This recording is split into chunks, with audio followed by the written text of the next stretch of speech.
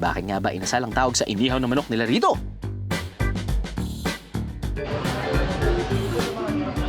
Ang ibig sabihin kasi ng inasal sa Hiligaynon ay itinuhog. Sa madaling salita, barbecue. Ito pa, ang inasal daw ay isa sa mga pagkain ng mga Negrosanon o mga magsasaka at mga walang pinag-aralan noong panahon ng mga hasindero at hasindera. Pero di nagtagal, ang pagkain ng mga pobre, naging pagkain na rin ng mga elitista at ang bansag na Negrosanon ay nawala na. Noong 70s daw, talagang sa kalsada ka lang makakita ng inasal at wala sa mga restaurant na gaya nito. Iba na talaga ang panahon. Ito po yung highest per capita consumer ng manok. Dito po sa Negros, makakakain ka ng inasal umaga, tanghali, hapon, gabi, kahit saan. Kahit saan ka pumunta, meron po ditong bawat bayan, kuminsan, iba't ibang lasa, iba't ibang flavor. Ang mga manok pong ginagamit dito, yung mga special breed po ito ng manok. Ito yung mga manok na malalaki po yung breast kung tawagin. At saka malalaki yung mga paa, at saka malalaki po yung puwet. That is also reflected in the way you order your chicken. Kaya po yung manok dito, pag in-order ka halimbawa ng paa, makikita mo lalaki ng mga legs. Pag umorder ka halimbawa ng pitso, ito po yung breast na malalaki yung mga breast. And these are the breeds that we are using so that you are able to get the best quality chicken for the best quality and finest gourmet tasting experience para po sa pagkain ng manok makikita mo. You want an experience just for inasal alone? My goodness, the best inasal here in Negros Occidental. From the roadside, yung street food experience, dun sa mga high-end nating mga inasal, you will get your money's worth. Kaya naman sa puso ng Bacolod, may Manukan Country. At isa ang Nena's Rose sa mga paborito ng locals dito. It has more gingery taste and iba siya talaga. So, maybe with the suka rin. So, masarap talaga yung inasal namin. Hindi ko ma-explain kasi sobrang sarap. Nakakapag-ihaw ng 400 pieces ng paa ng manok sa loob ng isang araw ang Nena's Rose. Talagang winner na winner ang chicken. Dinalaw ko si Aling Rose, ang anak ni Aling Nena, na siyang gumawa ng recipe ng kanilang inasal.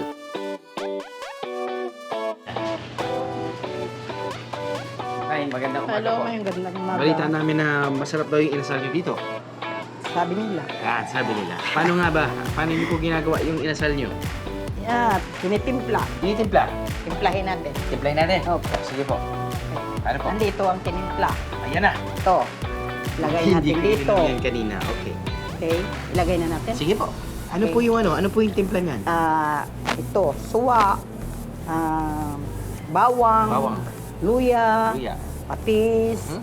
asin, bitsin, Bitsin? okay. Okay. Langgaw, vinegar, Vinegar. suka sa inyo. At kalamansi. Yan. Kalamansi. I-mix na natin, ha? Mix lang. Okay. Sino? Ikaw Sige, ako mag-mix na. o Sige ako mag-mix? Okay lang po. Mix lang. Tayo na lang dalawa. Tayo dalawa. Mix. Mix natin. Mix. Okay. Kabalo ka Pangino. Tapos tuhugin natin ng ano. Tugin natin yung stick. Baligtad. Baligtad. Okay. Ganyan. Ah. Baka matuhog Yun. yung kamot mo, ha? Ay, Ang hindi yung po. kamay mo. Kamot. Kamay. Ay, kamay. Kamay. Okay na. Okay na po. Sino magluluto sa ating dalawa? Sige po. Tayong dalawa. Okay. Malamig dito? Oo, malamig Masarap talaga. po yan. Oo. Ayan. Lagay na lang natin dito para maluto. Yan. Ayan.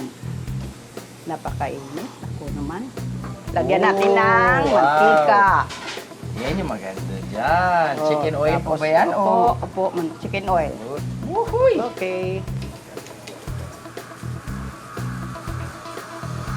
Ito. Po ba yung niluto natin? Okay, oo. Ito na. Lagyan na muna natin ng mantika. Naku po, patay. Hindi na nagpapasarap. Yeah. Yan, ready to serve na yan. Ready na. Okay. Ito na. Oo. Tikman ko na po ito. Okay. Mainit, ha? Mainit. Sarap ba? Sarap. Thank you. Meron kami yung sikreto na iba. May ginalagay. Matagal na po ko yung restaurant nyo. Opo. Ilang years na rin, Nay? Siguro mga 40 years. 40 years na rin? 50. Wow! Galing pa to sa lula ko kasi. Wow! Pinamana lang. Para sa mga hindi nakakaalam, chicken barbecue, hindi naman yung chicken barbecue. Marami mong inasal, maasim siya. Maasim yung masarap. Diba? Yun yung iba yung kakaiba na inasal nanay. May konti siya asim. No? Ikaw pang iba mo, tamis. Ayos na eh. Ano, nabitig ka sa biyahe? God! All you gotta do is just subscribe to the YouTube channel of GMA Public Affairs and you can just watch all the Behind the Drew episodes all day, forever in your life. Let's go! Yeehaw!